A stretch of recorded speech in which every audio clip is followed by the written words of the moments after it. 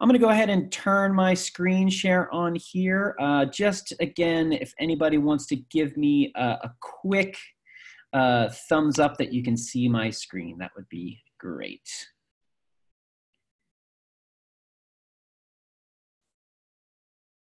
All right, Lucas, thank you so much. Let's jump right in. This is how to find influencers in BuzzSumo. This is me. I already introduced myself, so you don't need to spend too much time here, but I would encourage anybody, if you want to follow up or keep this conversation going, find me on Twitter, find me on LinkedIn. I like chatting with people and making new connections on both of those places, or just email me directly. Happy to answer any questions you want to take offline that you don't want to ask in the chat window here today. Before we actually dive into what we are going to do in this session, I actually want to talk about what this session is not about. So this session is not me marketing to you. I'm not here to sell you on a particular strategy. I'm not here to convince you about influencer marketing. I'm here to just show you exactly how to do it in our tool. And that also gets into answering the question of why. Why influencer marketing? Why should we spend money on it? Why is it a hot topic right now? We're not going to get into the why. If you're here because you've already decided that it's important for your business. So we're going to skip all that kind of stuff and jump right into the actual research component. We're also not going to talk too much about how to contact influencers. I know some people might on this session today, you might be really interested in once we find the right influencers, how do we start making those connections, building those relationships? I'm happy to provide some suggestions to you based on my experience, both in-house on the brand side and working here at BuzzSumo. But for this session specifically, I want to focus on the research components. Since contacting influencers can be really fragmented, there's so many different channels and ways to reach out to somebody and build a relationship that we could really spend a whole session just talking about how to do that. So in the interest of the research component of this session, we'll kind of leave contact information or contact ideas to the side for the moment. All right, first I want to talk about the fundamentals. What is influencer research within BuzzSumo? First and foremost, the BuzzSumo influencer database primarily crawls Twitter and Instagram. So when you are working in BuzzSumo and you log into the influencers tool here and you're running any kind of search, what we are primarily crawling here is Twitter with added matched information to Instagram. I'll show you how those numbers populate here shortly. But we also crawl Facebook business pages too. While that's not here in the influencers dashboard itself, it is in the content research section under this tool called the Facebook Analyzer. I'm just going to go ahead and quickly connect up my Facebook, kind of do that in the background. We are also crawling blogs, authors, journalists. We'll also be able to provide you some secrets on how to find thought leaders or writers on LinkedIn and Medium. I know these two channels are really, really interesting, and LinkedIn is a really tough place to find influencers on. So I've got some really clever tips for you on how to find influencers there today. What are our data points? When you're searching BuzzSumo, these are the metrics that we're able to display back to you to help you understand and sort the types of influencers that you might be targeting. For Twitter, we provide a bunch of different Twitter metrics that we're going to get into here. For example, if we are searching for influencers in the content marketing space, we're going to display a bunch of Twitter metrics here for you on the side. We're also going to be able to display page and domain authorities, which I can talk a little bit more about for anybody that's not familiar with those metrics. And all of the Twitter metrics here, we can get into a little bit more detail if you have specific questions about which ones you should focus on. Instagram scores. What we do with Instagram scores is we look at the engagements on Instagram profiles and we benchmark those engagements against other Instagram pages and we calculate a 0 to 100 score. So it gives you a sense of which Instagram profiles are driving a lot of engagement on a regular basis for their posts. Facebook post engagement. So this gets back into the Facebook analyzer part of the platform.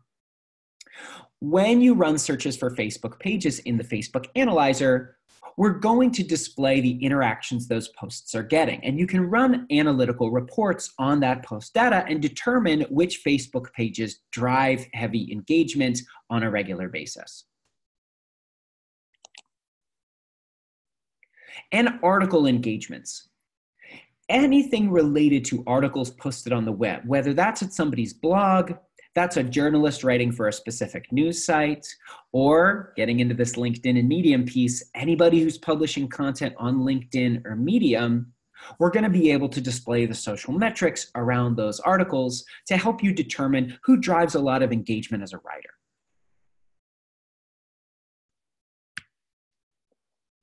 Well, I said what this session isn't. Now I'm going to talk a little bit about what this session is, although it looks like I have the wrong, the wrong metric in here.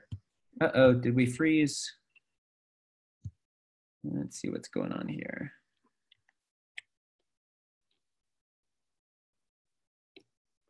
Hey, everybody, can you still hear me on the call? Looks like we got a little bit frozen here.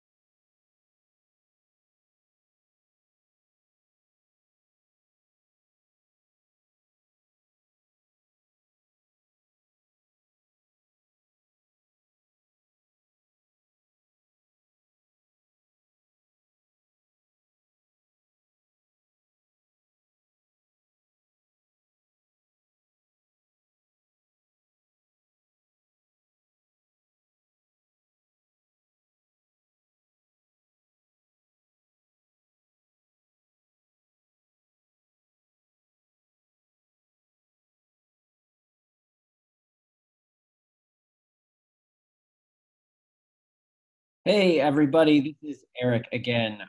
Well, it looks like we had a massive technical failure. Please, everybody, let me know if you can hear me now that I am back in the land of the living. Any sort of mention in the chat? Thanks, everybody. Boy, I've never had that happen before. That was exciting. Exciting / terrifying. And everybody stayed. You guys are awesome. Thanks. That's probably been the best thing all day, that everybody stayed, despite the total meltdown that my system just undertook. Anyways, I don't need to bore you with all of this stuff. Let's jump right back into everything here. We've still got everything getting recorded. So everything should be good to go. And let's dive back in to both our deck. Let's dive back into the tool itself. All right, I believe we were right here. There we go. All right, so one of the things that we want to talk about a little bit in dealing with influencers, and let me go ahead and share my screen with everybody again. Again, just give me the thumbs up that you can see it just fine. All right, excellent. One of the things that we really want to talk about, so we talked a little bit about the data points that are in BuzzSumo, but the other thing that we want to talk about is, okay, well, what do we do once we know that the data points are what they are, we've established what kind of metrics we can crawl, then where do we take the information from there? How do we begin to research the people that we're most interested in finding? Well, there's a couple of different ways that we can start to do that in the platform. The first is in bio searches. Now, we always want to start a research process for finding influencers by asking, what kind of influencer are we looking for? Are we looking for a thought leader? Are we looking for a blogger? Are we looking for a journalist? Are we looking for just somebody with a strong social presence? Or are we looking for somebody who's a sales prospect? Believe it or not, influencers can be as simple as an advocate within a company who can help integrate whatever you're offering, product or service, into a potential new client's business. So when we answer that question, we can start to structure our bio searches around three major categories. The first is job titles. How does somebody define themselves? Imagine that you go to a conference and you meet a bunch of new people. How do you introduce yourself? Usually, I find that people introduce themselves in three ways: job title, by the company or affiliation they hold, or by the topic or keyword, or in this case, hashtag that they associate with. Let's look at a couple of examples. In the content marketing space, if I wanted to find people by job titles, I could put in content marketer. A bio search is then going to return for me people that are heavily either using this term within their bio or that get talked about a lot within other people's posts as content marketers. We'll also be able to find people that show up on a lot of Twitter lists that are called content marketers. So imagine that you're looking for a content marketer. A lot of the people on your results page will be people that have been added by hundreds and hundreds of other Twitter users to lists called content marketers. The second way that I can do it is based on companies. So let's suppose that I were looking for people that worked at a specific place. I could put in the handle of the company that they work for, and I could get a list of the people that work there. Obviously, I'll get the company right up here at the top, but then I'll get a lot of other people affiliated with that brand. So whether that are certified HubSpot, in this instance, certified HubSpot partners, or whether that's people who work with HubSpot, agency partners, inbound certified marketers, are actually people who work for the company. Or I could do it based on, as I mentioned, topic or hashtag. In this instance, I might put in content marketing as a single word, knowing that that's how somebody might use it. Let's dump Institute out. Somebody might use it like this as a hashtag in their bio line.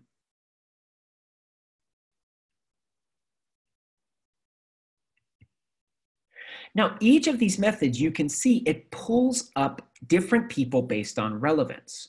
But it's very likely that if we're searching for any one of these methods, most of these people would probably show up. But it's really important to think about job titles first, because when you are trying to find influencers, you're often trying to get past the companies that they work for. Let's take fashion as an example. If I just typed in fashion, what's likely to happen? I'm probably going to get a lot of companies and brands that define themselves as fashion. We're a fashion house. We're a fashion magazine. We do fashion. We are a fashion site. All of which is interesting and potentially relevant, but we might not be targeting Vogue Runway or London Fashion Week as the influencer we had in mind. So again, we go back to that first question. What type of influencer are we looking for? Are we looking for a blogger? Well, if so, then let's use that as our job title and start there. And you can see when I put in blogger, it almost immediately, based on relevance, defaults to people. Very few companies are calling themselves bloggers. But individuals are, and it's the way to identify people more directly.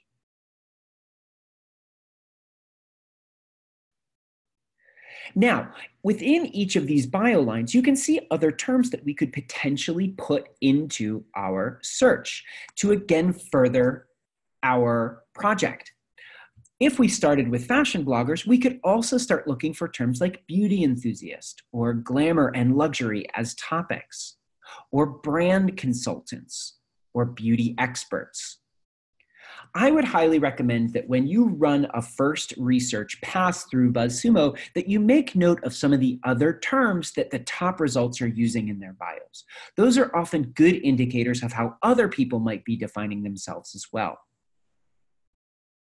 I'm going to pause here, see if anybody's got some questions so far. It looks like maybe people are furiously scribbling notes. But if there are any questions as we go, or you want me to put in any particular terms, just let me know. Once we've started to identify people, the next major step in research is we want to start building a master list. Now, building a master list does not mean that everybody that we add is going to be the ideal influencer for our campaign. In fact, building a master list is often a way to create something that your business can refer to again and again, depending on the specific parameters of a campaign. I may add Victoria and Jules and Gabby all here to a fashion blogger list. But if I'm currently running something that's focused on fashion and travel, not so much maybe on beauty, but more on lifestyle and travel, it may very well be that Victoria and Gabby aren't really the right contacts for that campaign, whereas Jules might be, as she defines herself as more of a travel fashion blogger. That doesn't mean that I just want to exclude Victoria and Gabby from ever adding to my list. In fact, if I do run a beauty campaign, I want it to be easy for me to find somebody without having to go back to this massive well of influencers in our database. Building a master list is a lot about first pass matching. Quick scroll through the results, looking at bios, and identifying if the person lines up with the general category that we're searching for. As I identify, I can just start grabbing them, and then when I'm ready, I can bulk add them all to a list. It's called a project in BuzzSumo. You might have created projects before, but I can quickly create a new project and I can give it a name. This is really important because I can have influencers on multiple lists in BuzzSumo. Just by saving them to a master list doesn't mean that I can't add them to a subcategory or sublist or specific campaign project later on down the line. It just makes it easy for me to reference a smaller subset of relevant influencers later on. Once I've started to build a master list, what I then want to do is start to identify what channel do I want to engage with them on. Since we're here in the bio search tool, let's stick on Twitter and Instagram for the moment. And it looks like we have a couple of messages here. Can you show how to make a list? I just missed it as I was making notes. Leanne, yes, of course, absolutely. Next to every result in a bio search, you are always going to see this little tick box here on the side. You're also going to see this little Save Influencer button next to them. Clicking on either of these will give you the option to save influencers to a project. So that's what we call lists here in BuzzSumo. Either to an existing one, which you'll all see here alphabetized, or to just go ahead and click the create a new one and start adding them to the list. All of your influencers that you add are then going to show up here in the projects tab. If I click on projects, here's all my projects. I'll give you an example of a list I've previously built.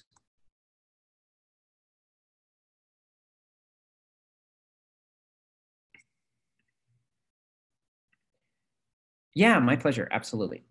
Okay, let's jump back into bio search for fashion bloggers. Since we're here in the Twitter and Instagram view, let's kind of talk a little bit about how we start to segment and sort influencers.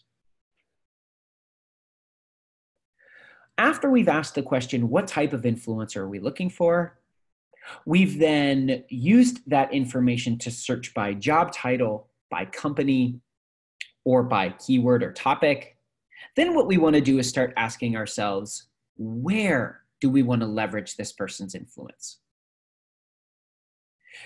Here's where we can start to look at some of the metrics that we defined.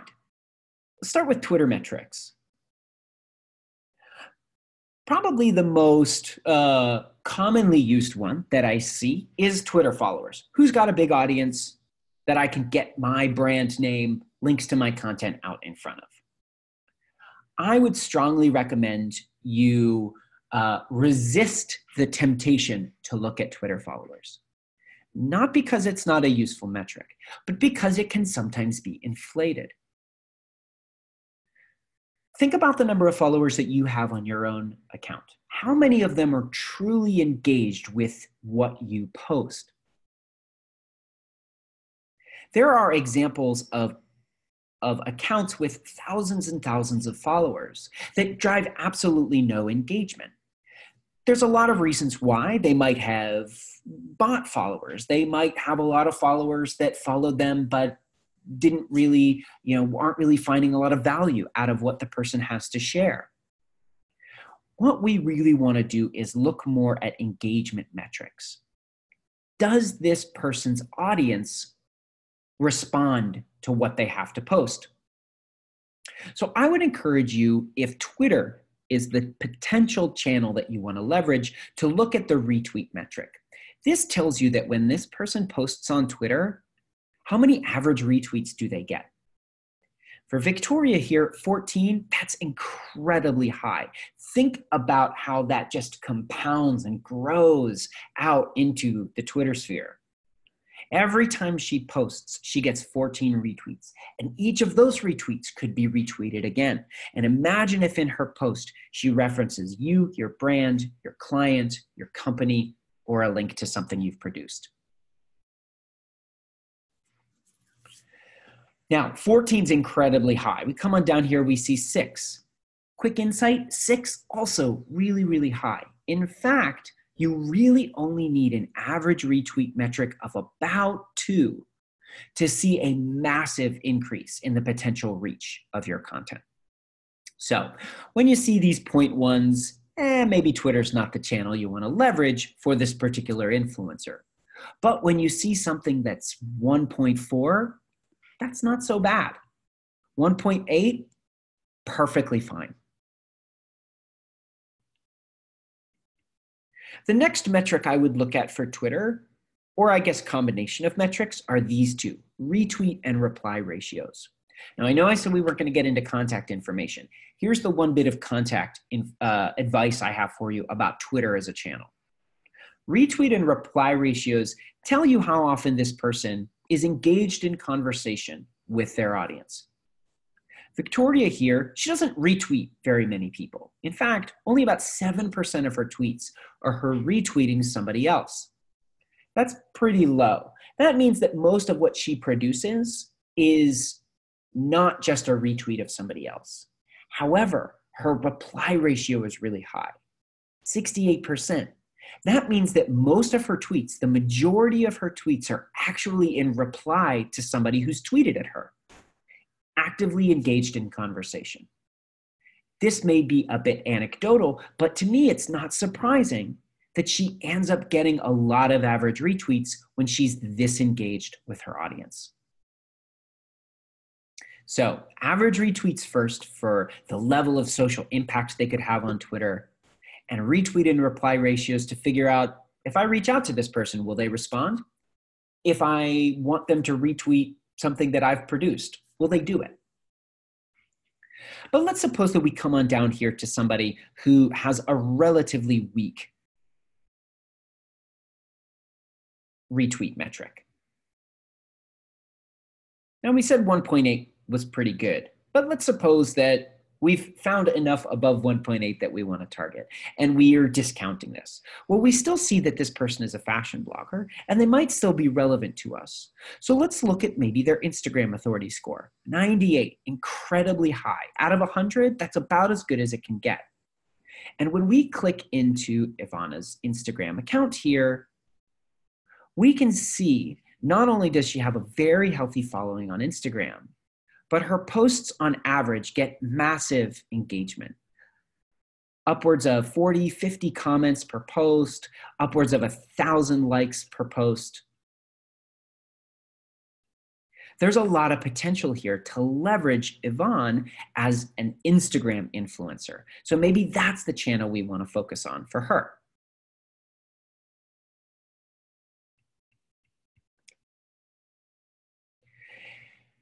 Let's suppose that Twitter and Instagram isn't our main focus right now. Maybe we're working more in the B2B space. So we're maybe focused on Twitter, which we can do here, but maybe we really want to dive more into Facebook or LinkedIn or Medium, and we want to look more at authors.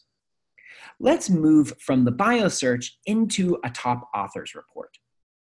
Top authors helps us identify who drives the most engagement when publishing either on any site or on any domain.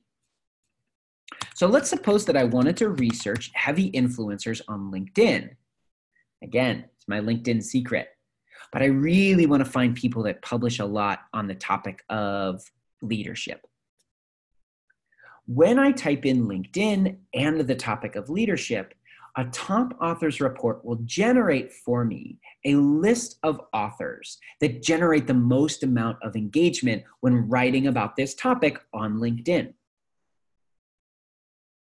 Now, imagine what that can do if we're trying to build a LinkedIn specific campaign, we're trying to drive traffic to a group that we're creating, or we're trying to leverage LinkedIn as a place where we're going to eventually produce organic content.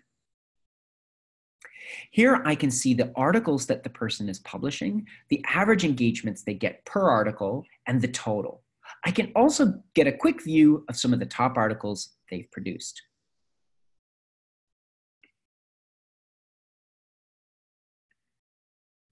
Now, how do we end up saving these people to lists? How do we get them back into projects the way we did from Twitter? Well, next to each author, in most cases, you will see that we've pulled in their Twitter handle. Now, in this instance, I don't potentially intend to leverage Bridget as a Twitter influencer. I really found her as a top influencer on LinkedIn. So I can just use her Twitter profile to save her again to a list. And it looks like we got a question coming in through the chat window. Is that LinkedIn engagement? I thought you stopped collecting it. John, good question. It is actually engagement on the LinkedIn articles. So it's engagement coming from Facebook, from Reddit, from Pinterest, from Twitter.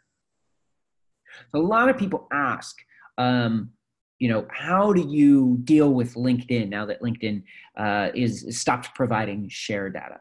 Well, LinkedIn is still a publishing platform, and we are really working hard to find ways to get you actionable insights on LinkedIn as a marketing channel in any way we can. From an influencer perspective, this is one way to do that. We can crawl LinkedIn as a publishing site.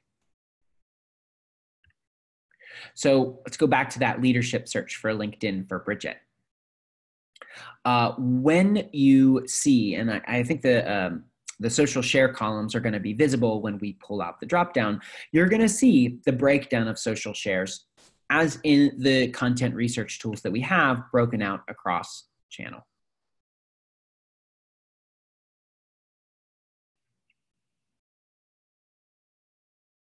This is also really useful for Medium. Medium is an interesting platform, right? Because it kind of exploded as a low barrier to entry for new bloggers and writers to develop their own audience and unique voice without having to kind of manage a WordPress site and a big clunky blog out on the web. They could kind of go to Medium as a publishing platform and produce their content. And Medium, as sort of one part social network, was also delivering an audience for that content. So it has evolved into a place where we can find influential writers, most often really uniquely positioned as micro influencers.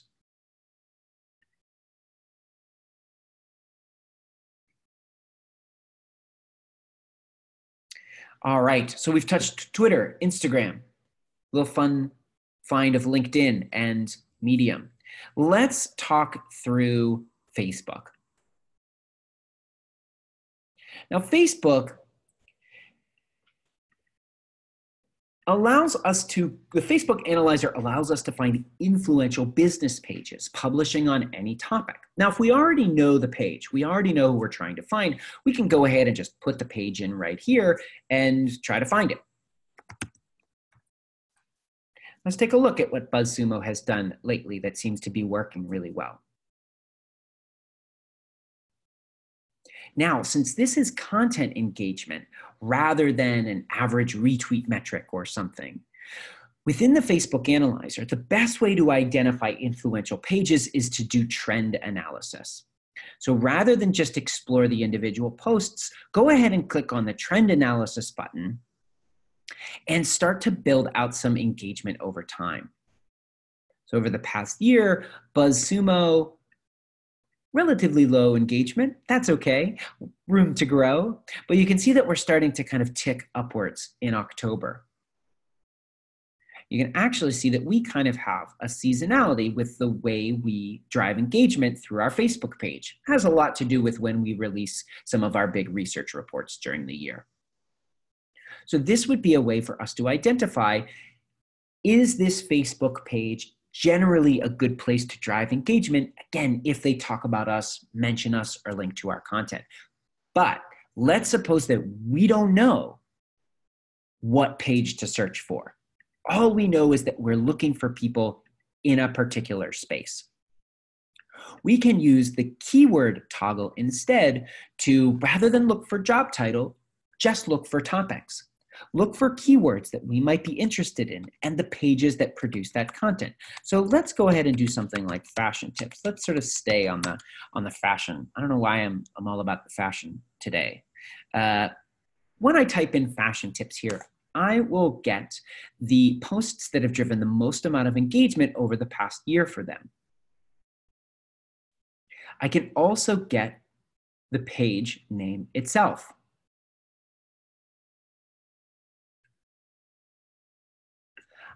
I can very quickly copy over the page name, go back into the page search, and explore the page.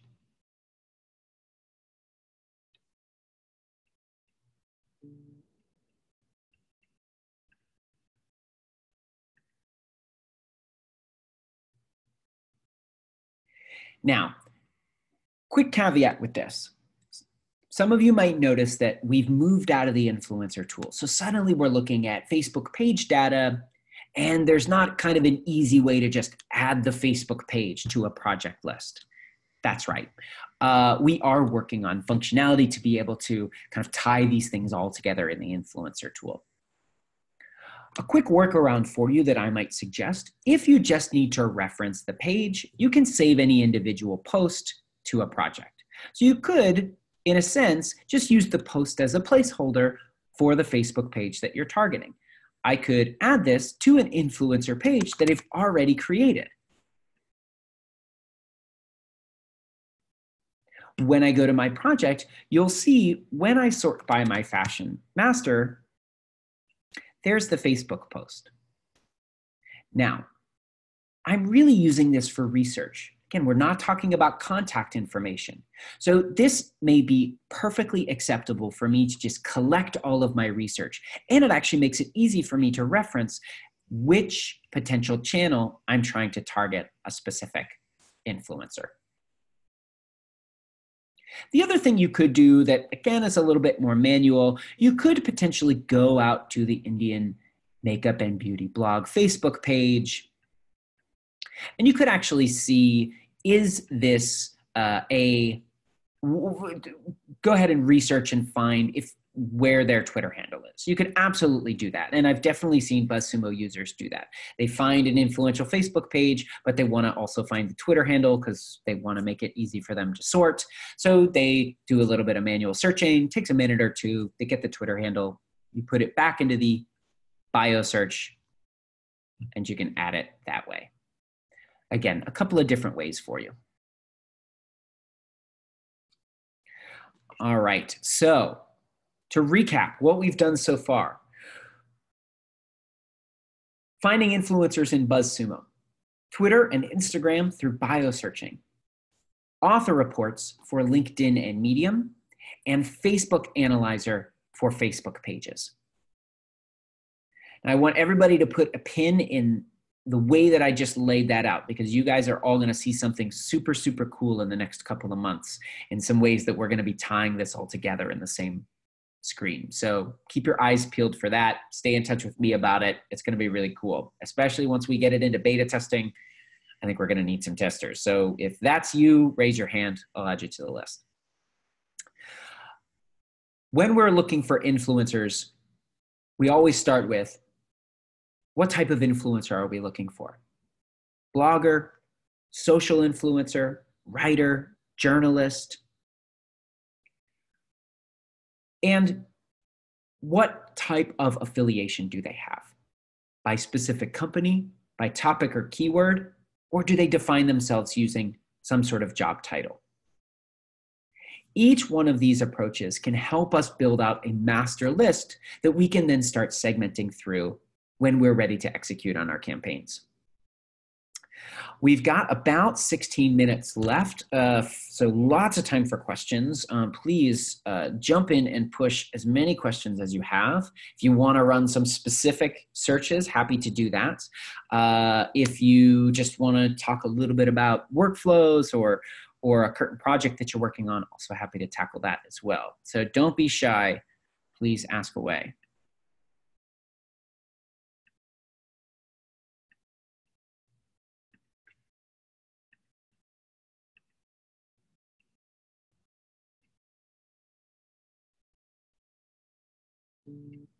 Oh, it's a quiet group. I hope that's because everybody's taking massive notes, and this has been so successful.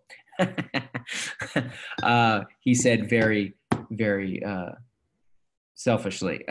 What's the best way to contact somebody you find? Okay, Hannah. So good question. We did lay out ground rules at the top that we weren't going to go too much into the contact piece of it, but I don't have any other questions kind of coming up now. So let's talk a little bit about contacting. My number one rule for contacting influencers is going to be maybe not super helpful, but when I dig into it, I think you'll see that it's really the way to go. And that is, it depends. How you contact somebody depends on the relationship that you already have built with them, where you have found them, which channel you are trying to leverage their influence on, and where they're suggesting that they like to be communicated with. Here's me. Now, you could have found me by searching for my affiliation with BuzzSumo. You could have found me by searching for a job title like content marketer or customer success. You probably could have found me if you were looking for people that like mustaches. Any of those ways, I probably would have shown up. Now, let's suppose that my retweet metric is really high. It's not, I'm not ashamed of it. But let's suppose that it was. You might decide that Twitter is the channel where I have the most influence, and that's where you want to leverage my influence. But when you look at my bio, what does this tell you? I've put my own LinkedIn profile in my bio line. That is probably an indication of where I want you to engage with me. So when I see something like this and I'm doing research, I flag this as maybe a different communication channel than the channel I want to use for a particular campaign. And this can change based on lots of other factors. If I'm, again, running a campaign in the fashion space, and I decide that I want to leverage this person through Twitter, I have multiple ways to contact this person. I could contact them directly through Twitter. If I think that their reply ratios are good, are they likely to respond to my outreach effort? With Victoria, there's a decent chance that she might reply to me if I just reach out to say hi. Whereas somebody like Jules seems to be less likely to respond, or at least only about 1 out of 6 or so times does she actually respond to somebody. So I would definitely want to understand the channel that I want to leverage, but also the channel that they tell me that they want to connect with. Gabby here, for an example, she has really, really great engagement on Twitter, but she puts her Instagram page in her bio line. Maybe she's telling me that this is really where she's all in. This is where she likes to engage with people, whether it's for promotional, influencer aspects, or whether it's just to have conversations and engage around good content. Maybe somebody like Sarah down here, who has relatively low Twitter engagement, doesn't have an Instagram page that we've been able to find, but has put her website not only in her title, but also her URL. Maybe she likes to be engaged with through her website. So maybe we reach out through the contact us form. Maybe we try to find Sarah on LinkedIn, see if we have a common connection. The point being that when it comes to contacting people, try to gather as much information about their social profiles that might suggest how they want to engage with you. Then use that information to find any potential lever that would allow you to get a response, really. And yes, email is sometimes on the table, though I wouldn't really be spending all of my time crawling and trying to find people's individual emails. We all get so much email on a daily basis. It's very likely that if you send an email that's coming without any kind of expectation or existing connection or introduction, it's either going to end up being missed by the person or worse, the spam folder. So leverage as much as you can about understanding which social profiles or individual websites to contact them. And worst case, then maybe you can go try to find their emails. Good question. I hope that at least kind of gives you some ideas. I should say too, if anybody else is putting in sort of questions in the chat, I hope there are other questions. Hannah, one thing that I've been just anecdotally finding really useful is LinkedIn connections. I've been amazed lately at how second and third degree I am connected to various people in my industry, even in related industries. I was on a webinar last week with Andy Crestodina. I don't know if any of you are familiar with him. Super, super smart guy, really, really intelligent content marketer. Provided a lot of great advice and strategy on building good content. But one of the things he said that was really interesting was about how you build your own social network and how you connect with people in the space. And one thing that he said was, he uses LinkedIn to connect with almost anybody that works in his industry. So if you work in content marketing or marketing, it's very likely that Andy would connect with you on LinkedIn. But he also said that since he's based in Chicago, no matter what industry you work in, he would connect to people that are also based in Chicago. So you've got this pool of local connections throughout the community, and then also this more global industry network that you can tap. I would really, as you go through your influencer research lists, figure out if you have common connections with these people.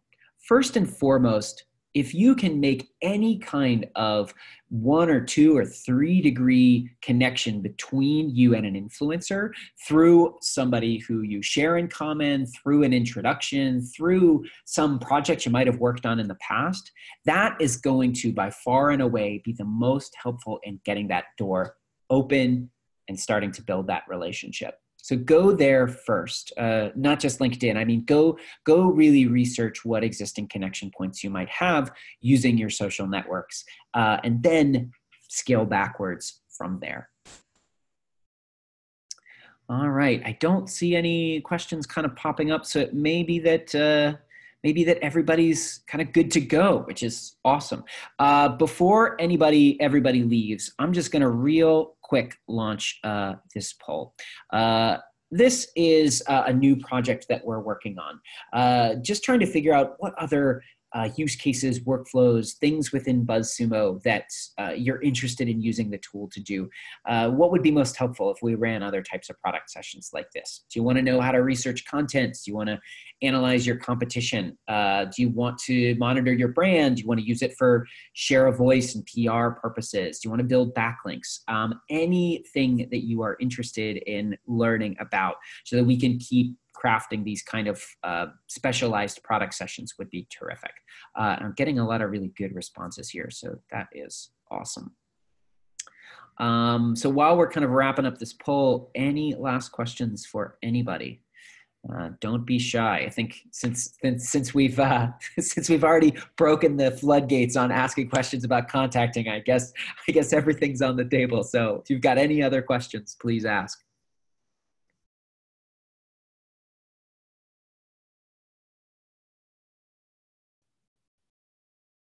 All right. Well, thank you everybody so much for your time today. It's been a real pleasure walking you through this. It's also been a real joy navigating a complete crash of my system. I'm so thrilled that everybody stuck around. That means a lot that you guys stuck around while we solved that. So thank you so much. If anybody joined late, if anybody wants to revisit this session in the future, we will email out a link to the recording once it's done.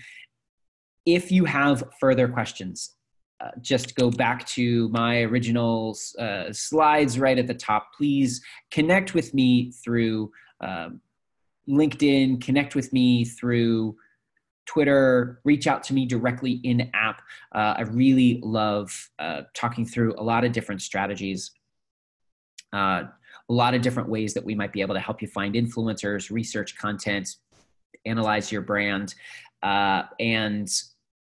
and I'd be more than happy to kind of walk through specific use cases. If there's anything that we didn't cover today that you know is really one of the main reasons you came on board to BuzzSumo, you're evaluating BuzzSumo, just reach out to me and let me know. I'd be happy to help.